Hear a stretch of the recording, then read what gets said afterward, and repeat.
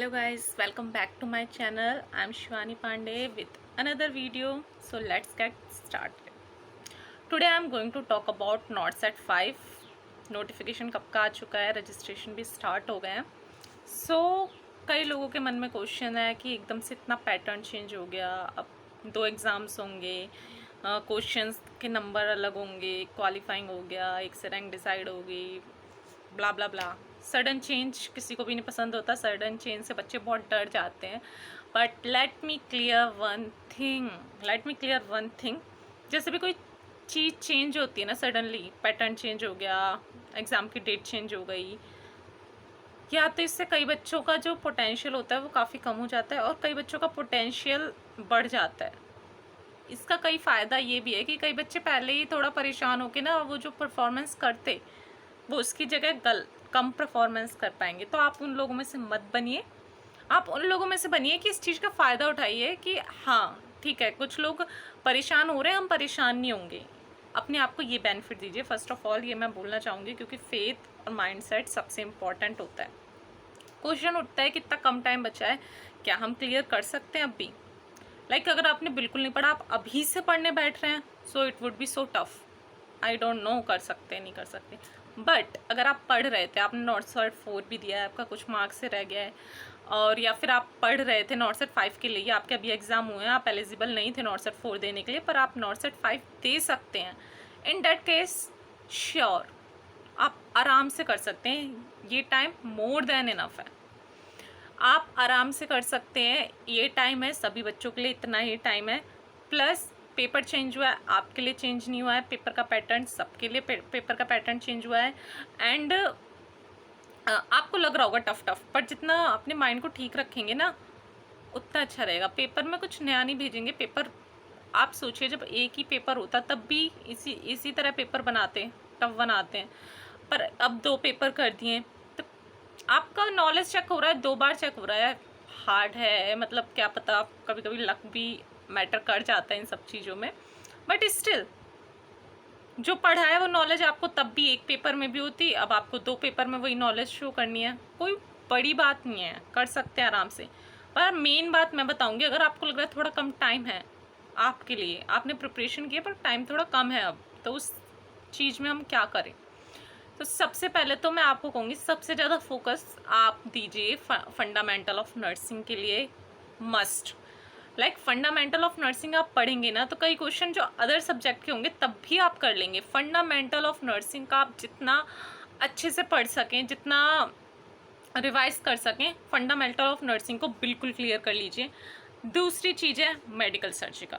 आप कोशिश करिए उसमें भी सर्जरी कंपेयर टू मेडिकल थोड़ी कम है और उससे क्वेश्चन आते हैं आराम से. सूचर्स पक्का क्वेश्चन आएंगे.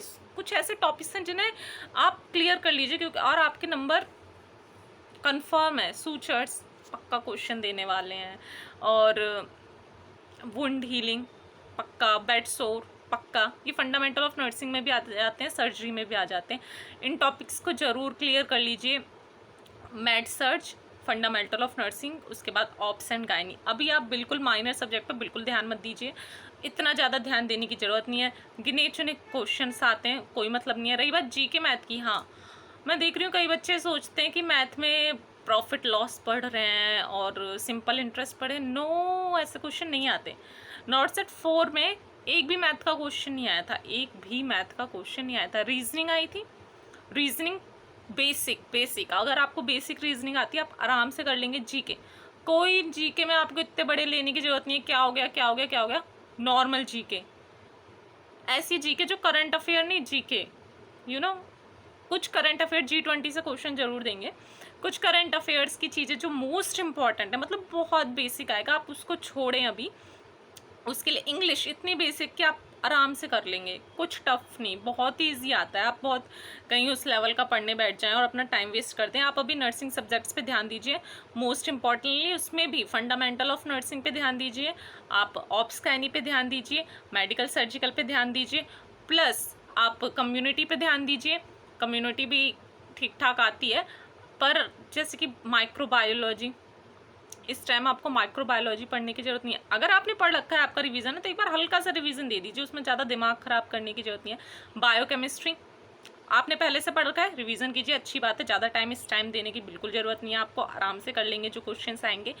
आपको फार्माकोलॉजी से अच्छे खासे ठीक ठाक क्वेश्चन आ जाते हैं, फार्माकोलॉजी करने की कोशिश कीजिए, पर आपका नहीं हुआ है तो भी उस पर इतना ध्यान देने की जरूरत नहीं है। पीडियाट्रिक्स में जरूर करिए। माइलस्टोन का अचीव होते हैं ये क्वेश्चन देते हैं, पर वो सीधे सीधे नहीं देते, थोड़े घुमा फिरा के देते हैं। तो माइलस्टोन में रटने की जरूरत नहीं है कि ये कब हुआ तब क्या हुआ, थोड़ा समझ के जिससे कि आपको याद रहे पेपर के टाइम पे, क्योंकि कई बार आप पढ़ते हैं पर भूल जाएंगे पेपर के टाइम, इसलिए ऐसा पढ़िए कि आपको याद ही रहे।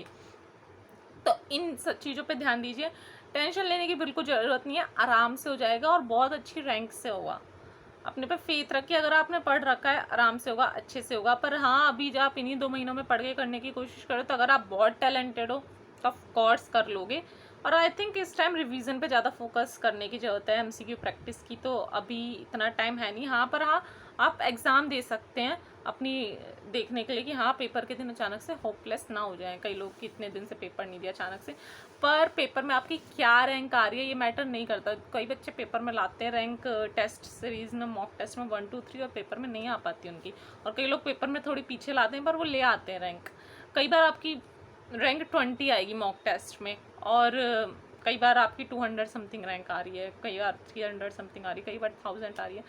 तो अभी रैंक मत देखिए, पेपर हो सके तो 2-3 दिन में एक बार पेपर दे दीजिए। मैं तो ये भी नहीं कहूँगी डेली दीजिए। अभी आप रिवीजन पे फोकस करिए कि जो आपने पढ़ रखा है वो गलत ना हो, अगर वो आ गया तो वो आप गलत ना करें। That's it. Best of luck for all of you. That's all I want to say. And if you like my content, please like, share, and support me. Thank you.